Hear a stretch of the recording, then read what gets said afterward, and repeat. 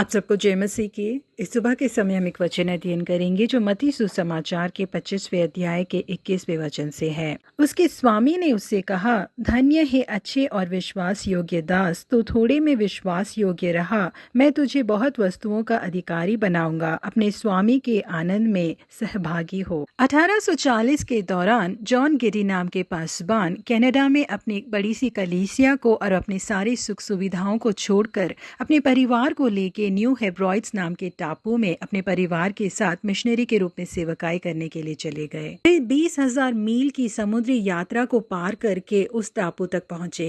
उस टापू के ऊपर इंसानों को मारकर खाने वाले आदिवासी लोग मौजूद थे। पासवान गिरी के परिवार के वहां पर पहुंचने के 1 महीने पहले ही इंग्लैंड से पानी के जहाज में आने वाले 20 पर्यटकों को इन आदिवासियों ने मारकर खा लिया था। पासवान गिरी के परिवार को वहां की भाषा नहीं आती थी, जिस कारण उन्हें बहुत ज्यादा परेशानी का सामना करना पड़ा, जिसके साथ ही उन पर यह खतरा मंडरा रहा था कि किसी भी समय उनके साथ कुछ भी हो सकता है। कुछ सालों बाद कुछ आदिवासियों ने यीशु मसीह को अपने उद्धारकर्ता के रूप में ग्रहण किया। उसके बाद धीरे धीरे सब लोग सुसमाचार के अधीन होने लगे। पासवान गिरी ने अपने परमेश्वर के लिए सच्चाई और ईमानदारी से सेवकाई की। उन लोगों की अपनी भाषा में पवित्र शास्त्र को अनुवाद करके दिया। उस टापू पर उन्होंने कम से कम 25 कलीसियाओं की स्थापना की। जिस समय वो उस टापू पर सेवकाई कर रहे थे, उस समय उन्हें उनकी संस्था की ओर से और अपने परिवार की ओर से एक छोटी सी आर्थिक मदद ही मिलती थी, परंतु परमेश्वर उनके लिए ईमानदार बने रहे। उस टापू पर बने कलीसिया के